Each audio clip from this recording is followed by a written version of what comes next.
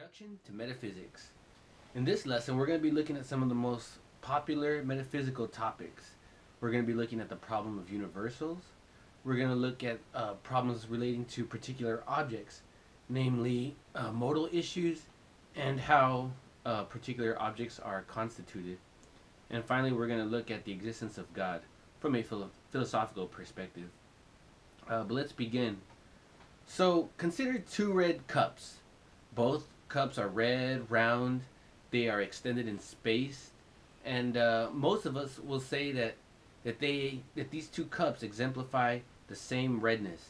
It's not as if they each have their own color, but they both participate or share the same color, redness.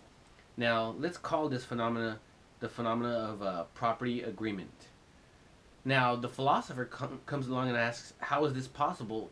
What in this world accounts for property agreement? What accounts for these two objects sharing one object in common?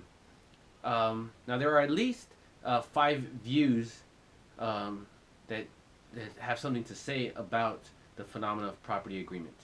Realism is the view that that there is some abstract form that stands over and above the two red cups, namely redness, and that both cups participate or share in that redness. Physicalism says that this is the second view.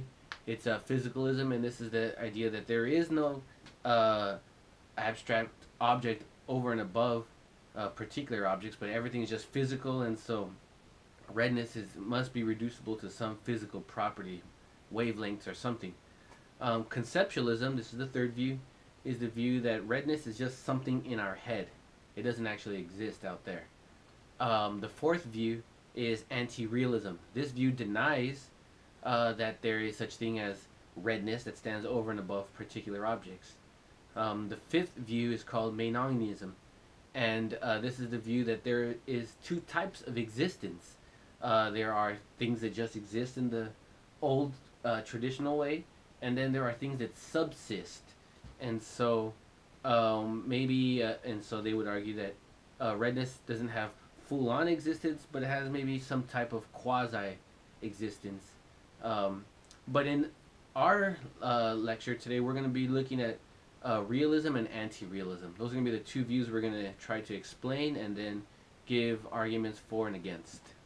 So, as was said earlier, realism is the view that there are abstract objects that stand over and above the particular objects.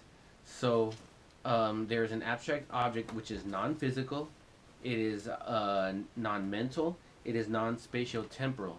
It exists, but not in the way that physical objects exist. And in the case of, for us today, there is a thing, an abstract object called redness, which stands over and above the two red cups.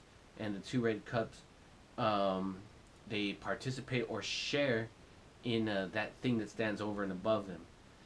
Now, this view is certainly not intuitive.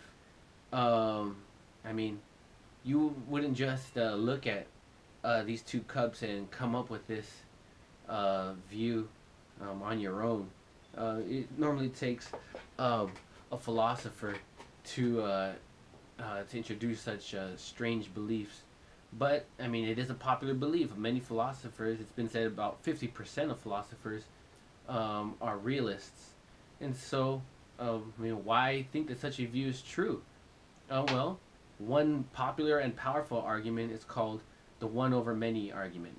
And this is an inference to the best explanation. So, it is argued that that there are, in our case, there are different objects. There could be two red cups, a red pen, a red crayon, and a red pair of shoes. All of them are red. Now, what explains this phenomena of property agreement? How is it that all these objects seem to share a single property, namely redness? Well, the philosopher says that the best explanation of this fact of property agreement is that there is a single entity that stands over all of them. That is the best explanation of all of property agreement. That's the best explanation of the fact that things share a common property. And so that's one reason to think that realism is true. This is actually an ancient view too. This is the way Plato put it. He says, "Well, tell me, do you think that, as you say, there are universals, and that these other things which partake of them are named from them, as for instance, those that partake of likeness become like, those that partake of greatness great, those that partake of beauty and just are just and beautiful?" So the basic idea is that universals stand over those objects, and it is in virtue of this particular standing or arrangement that objects come to have the properties that they do. But like any philosophical view, there are objections to realism. One popular objection is called the knowledge objection. The basic idea is that we are physical beings who are here on Earth, and we're physical, and according to realism, abstract objects are not of this world. They are not in this world. They are not physical. They exist somehow outside the world. And so the objection goes, how could we ever know about such objects, right? So even if they did exist, we could never know about them. We could never interact with them.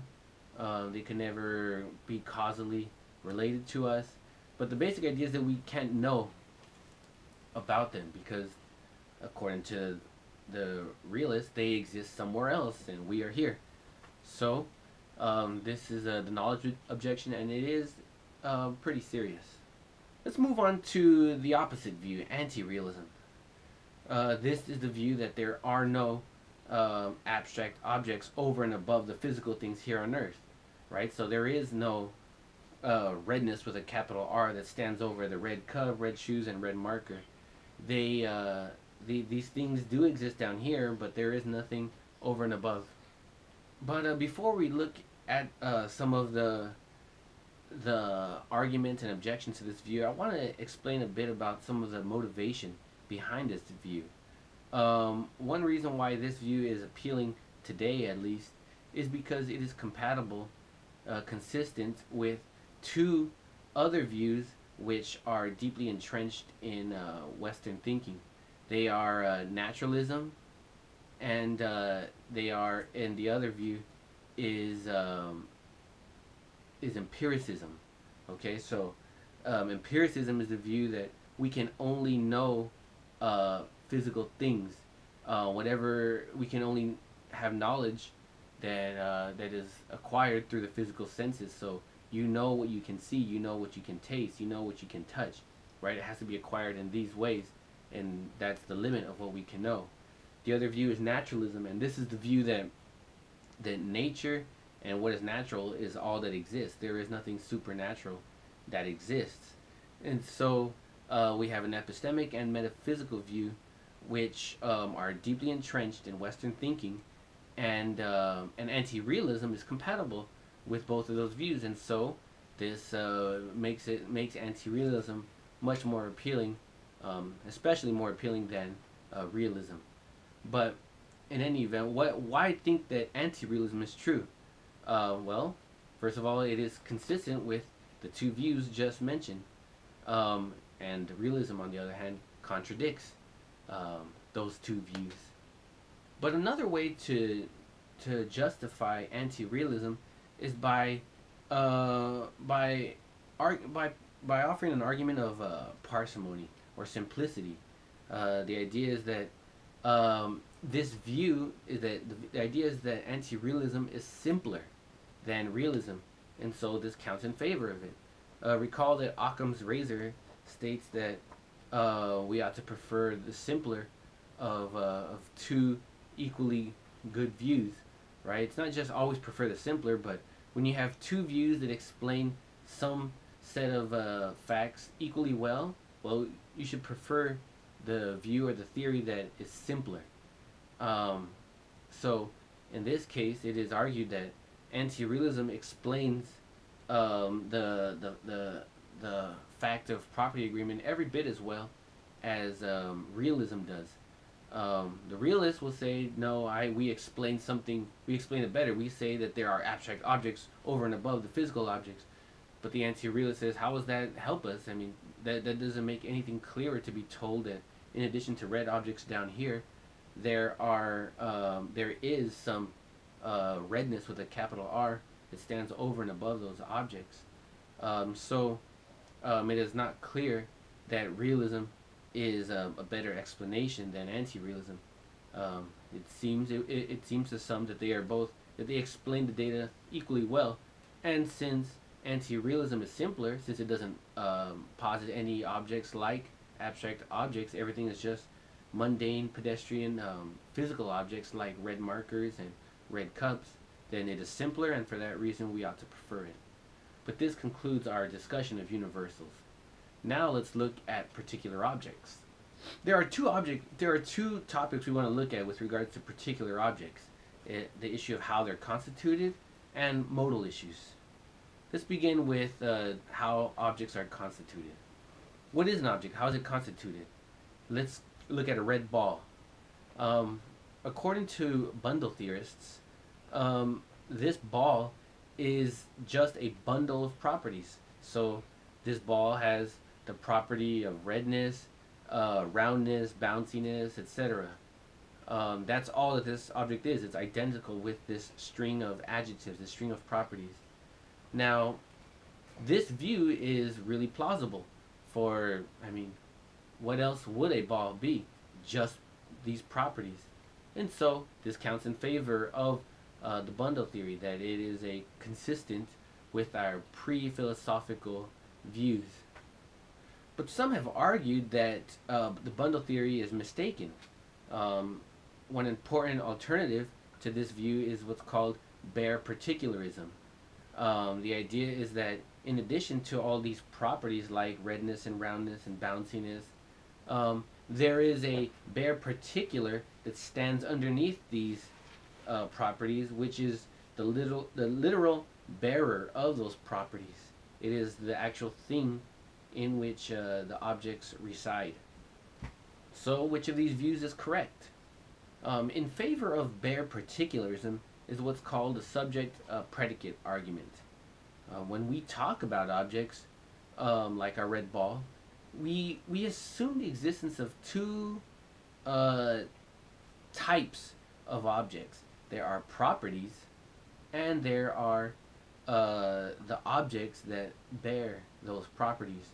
That is, we assume that properties belong to something. It's not as if properties like bounciness and roundness just float around willy-nilly, but they belong to something, right? And that thing that they belong to is the bare particular. That thing, they like redness and roundness, they belong to a thing. They don't just float around. They belong to the bare particular, which is inside of this red ball. And so this is also an argument against the bundle theory. For the bundle theory just says that objects just are a string of adjectives, just a bunch of properties like redness and roundness.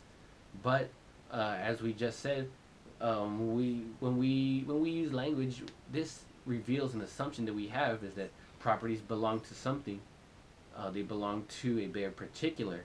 But the bundle theory gets this wrong, for it says that there is no such thing and that properties just float around, or that they just happen to come together in certain areas. And so this counts against the bundle theory. So what could be said in favor of the bundle theory? Well, we can offer an argument from parsimony. So to put it simply, the bundle theory gives us a satisfying account of objects, and it doesn't posit any unnecessary objects, any strange objects like a bare particular. For even if there were bare particulars, how could we ever know about them, right? Like we know about things by looking, by interacting with them, hearing them. right? We seem to interact with properties like sights and sounds and colors and certain fields, but now there's this bare particular which doesn't have any of those properties. It's distinct. It's propertyless, and so how could we ever know about it? How could we ever interact with such a strange object?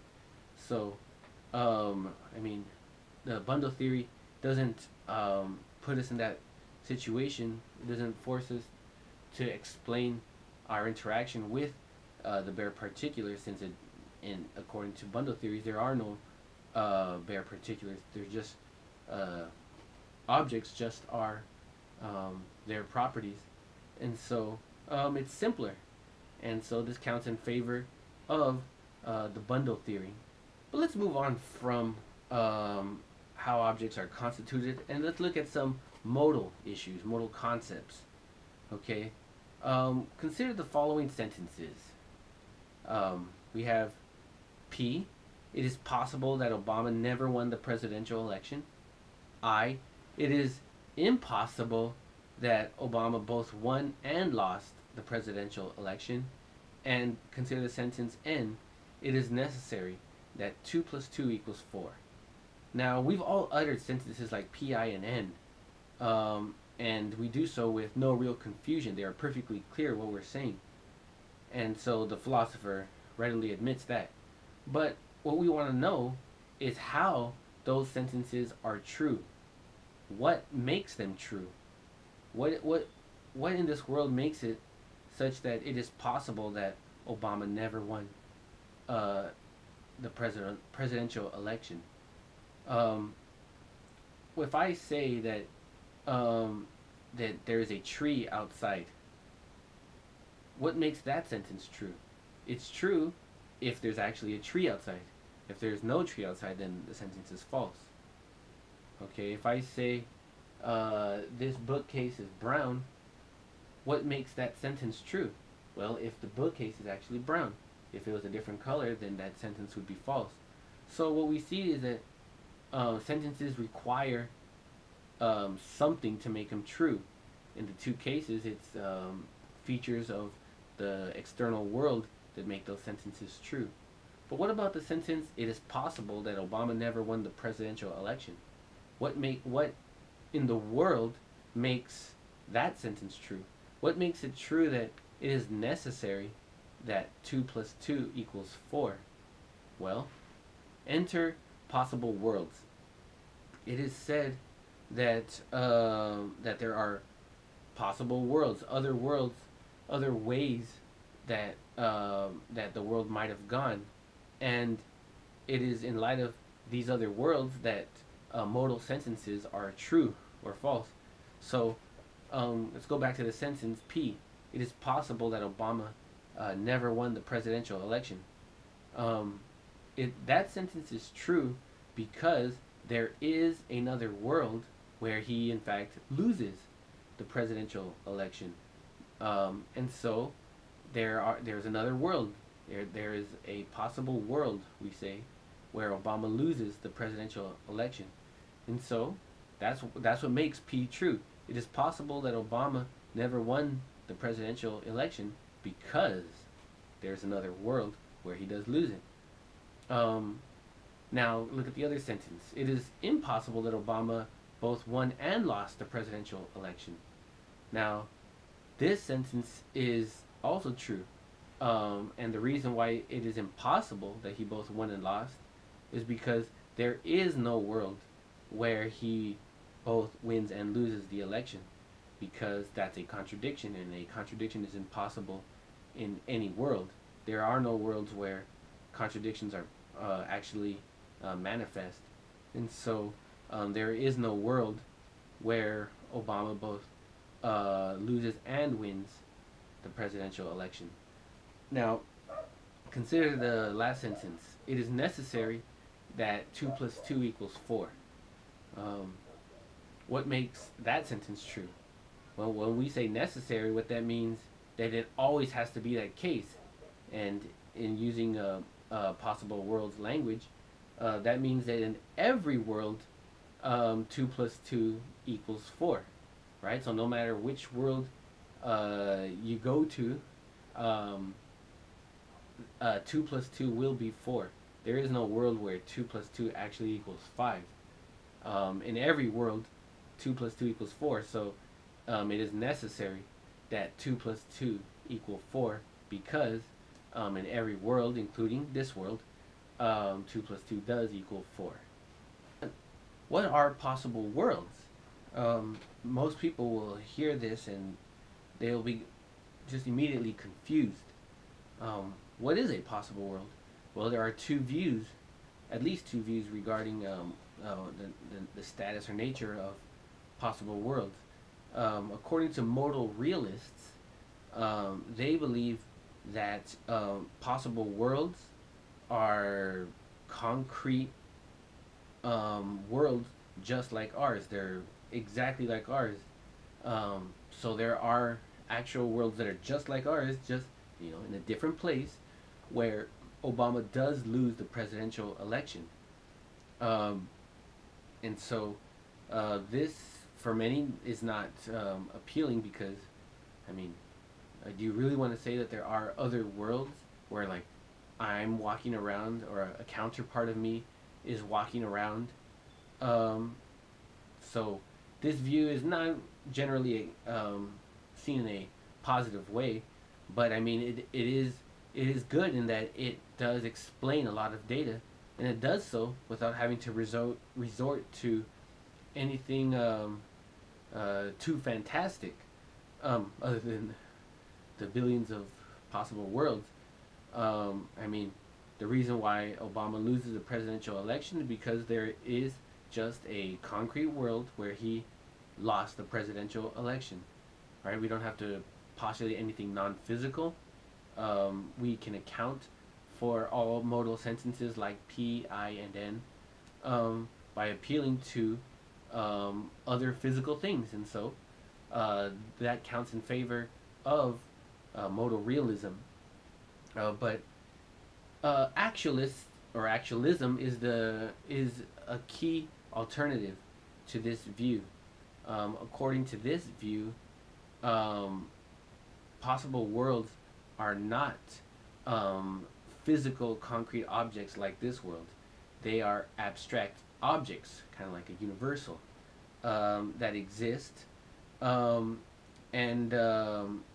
there are as many abstract possible worlds that exist to account for all of the modal sentences, but the actualists will add that of all the possible worlds, only one of those possible worlds has been actualized, right? And it's this world, our world. To help make sense of this, it'll be important to go back to what we said earlier about universals, right? You could think of a universal as the universal redness, which there's where instances of redness exist down here, right? There's the form redness that exists somewhere else, and then there are particular instances of redness down here, and there can be 1, 2, or 3. Now, for possible worlds, there are an infinite number of possible worlds, different ways that things could have gone. There are worlds where Obama wins the presidential elections, other worlds where he loses the presidential election, and some where he became a pro football player. These all exist as different abstract objects, not as concrete objects, but as different abstract objects. It just happens to be that that in this world, the one world that is actual, the one world that is actual, he did win the presidential election. But to close our discussion of modal issues, it'll be helpful to recall that that the reason why we introduce possible worlds in the first place is because we seem to need them to account for modal sentences like P, I, and N. There's a debate as to the exact nature of possible worlds. Are they actual concrete worlds or are they abstract objects? But whatever the case may be, we do seem to need them to account for modal sentences. But that concludes our topic of particular objects. Now let's turn to the existence of God. The first argument for the existence of God is what's called the Kalam cosmological argument. It has the following structure. Premise 1, whatever begins to exist must have a cause. Premise 2, the universe began to exist. Conclusion, therefore the universe has a cause. Now, this argument is valid. The conclusion does follow necessarily from the premises. And so the issue is, are the premises true? Beginning with premise 1, whatever begins to exist must have a cause. Well, that seems simple and straightforward. It seems extremely plausible. It seems way more plausible than its opposite, which is that things can begin to exist without a cause. I mean, have we ever seen that to be the case? Have we ever seen something just pop into existence, like a dog just pop into existence in your car? We have that proposition seems much less believable than the other, which is that when things begin, usually they can be attributed to some cause. So premise 1 is pretty it's pretty solid. Now, what about premise 2? The universe began to exist. Well, there are different lines of support that can be used to motivate premise 2. So the first line of reasoning is what we might call a philosophical argument. So consider for a moment what it would mean for our universe to be here for all eternity, right? If our universe had always existed, it'd be eternal. It would always be. But is that really possible?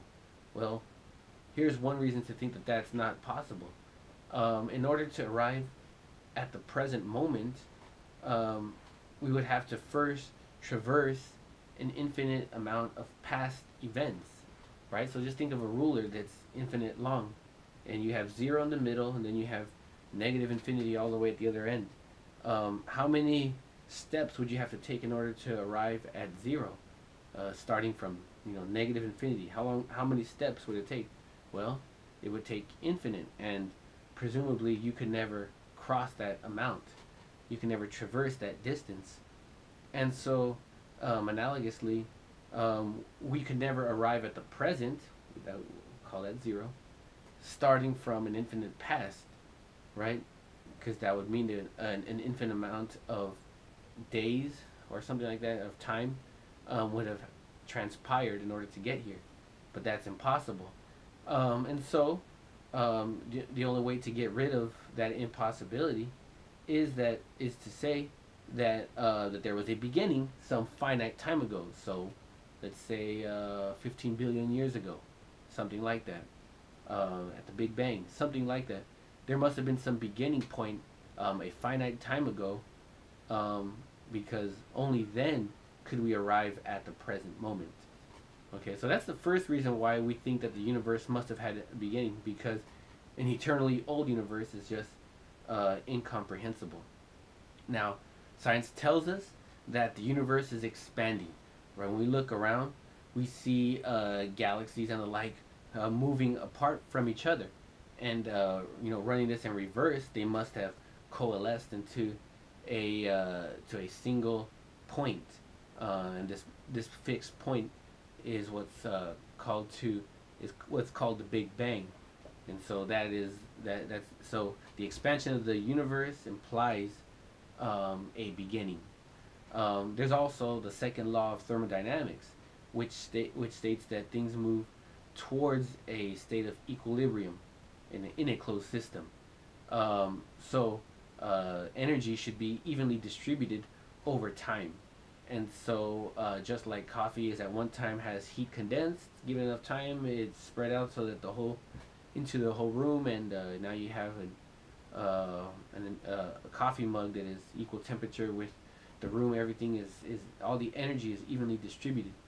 And so if the universe is eternally old, we shouldn't see concentrations of energy. Everything should be equally spread out.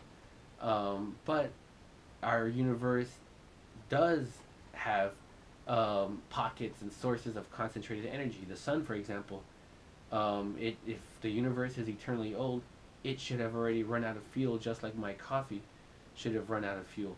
Everything in the universe should be evenly distributed, but it is not. And so that suggests that our universe hasn't been here forever. There was a beginning some time ago, and again, scientists call that beginning the Big Bang. So the Kalam argument, if whatever begins must have a cause, and the universe began to exist, then it follows that the universe must have a cause, right? So that's what the Kalam argument arrives at. It generates the point that the universe must have a cause, and of course the cause can't be physical because the universe is it, which is all of the physical things, can is not yet in existence. So it's not like the universe could create itself, because so whatever created the universe cannot be part of of the universe. It cannot be physical object. It must be it cannot be natural, right? It can't, which is what we mean by physical. It must be supernatural. It must be something outside of the universe, and it must be powerful. The cause must be extremely powerful and intelligent, because I mean, look at the universe. I mean, whatever created must be at least every bit as powerful or more than it. And so whatever caused the universe must be non-physical, extremely powerful, extremely intelligent, and to many, this is some of the essential properties of God. And so the Kalam argument seems to give us reason to think that God exists. Let's look at another argument for the existence of God. This is called the design argument. We could put it formally like this. For any object, its existence is due to either chance, necessity, or design. The universe, this is premise 2, is not the result of chance or necessity. Conclusion, therefore, it is the result of design. Okay, so the way this argument works is, I mean, it is valid, but the key premise is doing all the work is premise 2. Premise 1 is pretty solid. I mean, what that seems to exhaust all the alternatives. For what else? How else could an object come to be unless it just assembled itself by chance? It had to be that way because of nature, or somebody put it together. It was designed. So premise 1 is pretty reliable.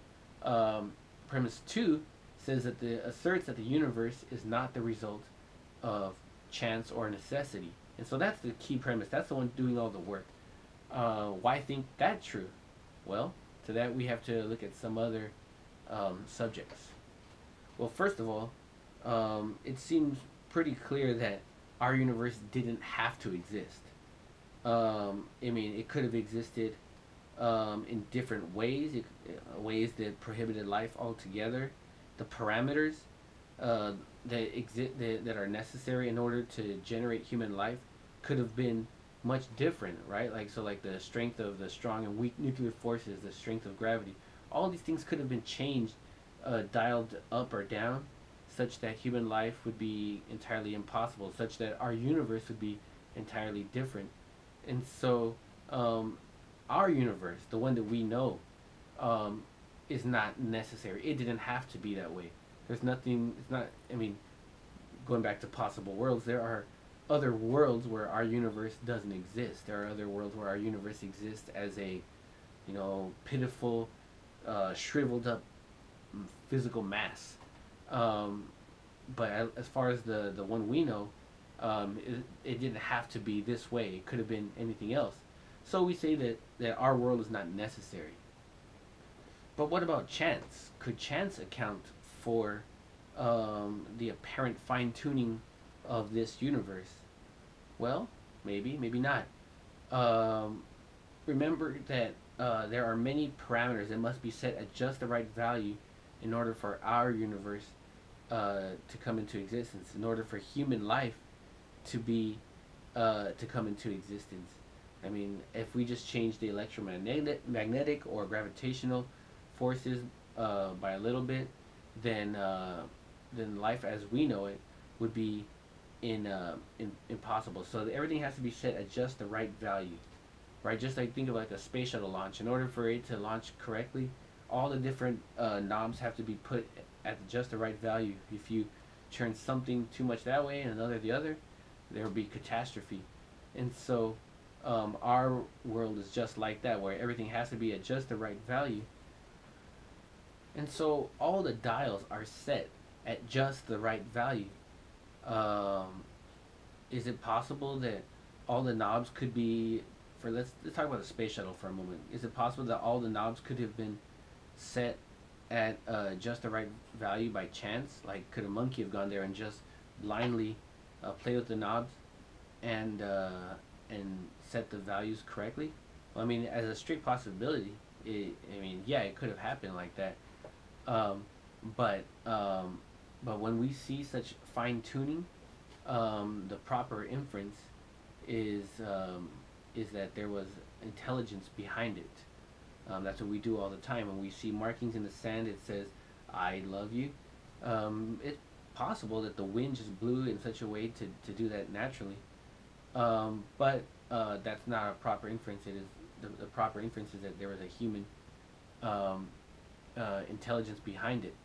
Um, and so, likewise, when we see the fine tuning of our world, all the parameters set in just the right place, the proper inference is not that it is just chance, even though that is possible, but that it was designed, that there was some type of intelligence behind it, not chance. And so that's how we chance cannot explain such fine tuning, and so that's how we arrive at the conclusion that since chance and necessity cannot explain the fine tuning, but instead that the fine that all the fine tuning is best explained by design.